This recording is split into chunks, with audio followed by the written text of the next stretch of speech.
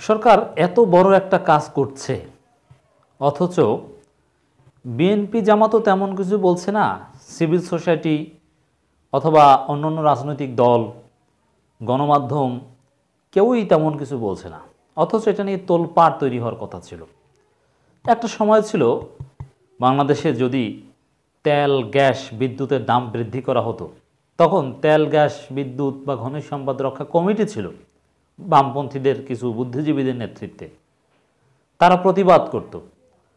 এমনকি ছোট ছোট বাম সংগঠন বা বিভিন্ন মোর্চা, এমনকি নাগরিক সমাজের অনেকে অর্ধদিবস হরতাল করত, ঘেরাও, বিভিন্ন কর্মসূচি পালন করত। এর মানে যদি একবার বিদ্যুতের দাম বৃদ্ধি করত সরকার, সেটা বিএনপি সময় হোক আর সেটা আওয়ামী লীগের সময় হোক, সরকারকে নানান প্রতিরোধের মুখে পড়তে হতো এবং অনেক ব্যাখ্যা বিশ্লেষণ দিয়ে যুক্তি তর্ক উপস্থাপন করে জবাবদিহি করে, এমনকি টেলিভিশন চ্যানেলে বা যেখানেই যাক সরকারের মন্ত্রীদের, দায়িত্বশীলদের প্রশ্নবাণে জর্জরিত হতে হতো। জনগণের ক্ষোভ ছিল, কিন্তু সেই সময়টা এখন আর নেই। সরকার বিদ্যুতের দাম বাড়াচ্ছে, এই 1 মাস থেকে কার্যকর হচ্ছে, অথচ বিএনপি জামাত রাজপথে কোনো কর্মসূচি দিচ্ছে না। আর অন্যান্য যত সিভিল সোসাইটি আউটফিট আছে, বামপন্থীরা, অন্যান্য ইসলামী দল বা প্রো আওয়ামী লীগ ইসলামী দল, চরমোনাই বা কারোই তেমন কোনো প্রতিক্রিয়া নেই, জনগণেরও তেমন কোনো প্রতিক্রিয়া নেই। হাসতে হাসতে মাননীয় বিদ্যুৎ প্রতিমন্ত্রী দাম বাড়িয়ে দিচ্ছে, জনগণের কাছে সহনীয় হয়ে গিয়েছে। এটা যে মধ্যবিত্ত, নিম্ন মধ্যবিত্তের জন্য কতটা চাপ বয়ে আনবে সবাই জানে। তাদের জীবনযাত্রার মান কমিয়ে দিচ্ছে, খাবারের পরিমাণ কমিয়ে দিচ্ছে, তারপরে সরকার পকেট কেটে টাকা নিচ্ছে, ভর্তুকি কমিয়ে দিচ্ছে, কেউ কিছু বলছে না। বড় বড় রাজনৈতিক দলও কিছু বলতে পারছে না, মিডিয়াও এই বিষয়ে তেমন আলোচনা নেই। মানে এটা একেবারে সিম্পল, যেমন শাকসবজির দাম বাড়ে কমে, তো ওইরকম বিদ্যুতের দাম মাঝে মাঝে মাঝে মাঝে বাড়ে, কমবে তো আর না, সহনীয় হয়ে গিয়েছে। মানে এটা আমাদের জন্য একটা অশনি সংকেত, সরকারের জন্য একটা বড় ধরনের সুখবর যে এরকম যদি চলতে থাকে সরকার যখন যার মন চায় দাম বাড়াবে, কোনো প্রতিরোধ প্রতিবাদ কিচ্ছু না। কিসের অর্ধদিবস হরতাল আর কিসের অমুক মিছিল, অথবা হারিকেন নিয়ে মিছিল করতো এক সময়, অথবা লাইট বা বিভিন্ন কিছু নিয়ে অভিনব অনেক প্রতিবাদও হতো, শান্তিপূর্ণ প্রতিবাদ।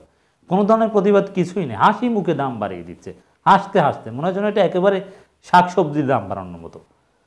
এটা আমাদের জন্য দুঃখজনক যে প্রতিবাদের জায়গাটা, প্রতিবাদের সংস্কৃতি আস্তে আস্তে শেষ হয়ে যাচ্ছে।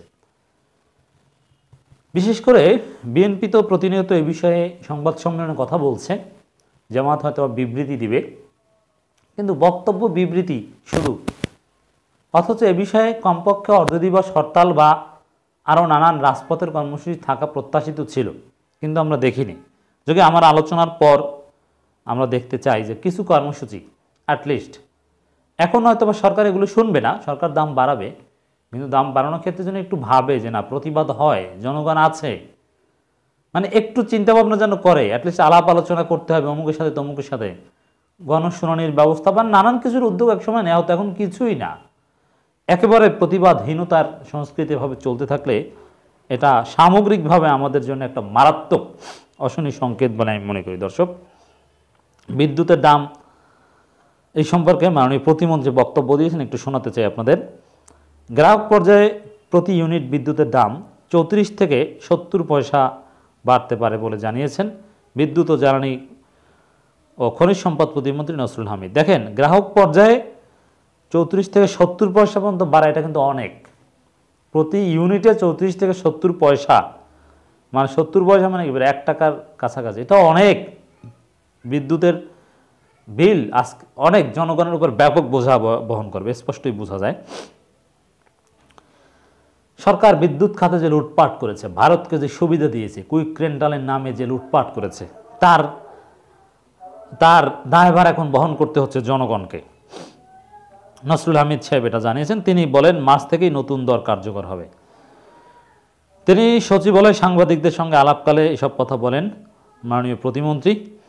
তিনি বলেন উৎপাদন খরচের চেয়ে কম দামে বিদ্যুৎ বিক্রি করা হয়, ঘাটতি মেটাতে দাম সমন্বয় করা হচ্ছে, আগামী 3 বছর ধাপে ধাপে দাম সমন্বয় করা হবে। দেখেন, এর দাম বৃদ্ধি এটাও আবার বলছে না, এখন আবার স্মার্ট পরিভাষা নিয়ে এসেছে, কি দাম সমন্বয় করা। দাম বৃদ্ধি বলতেই রাজি নয়, জনগণ প্রতিবাদ কি করবে?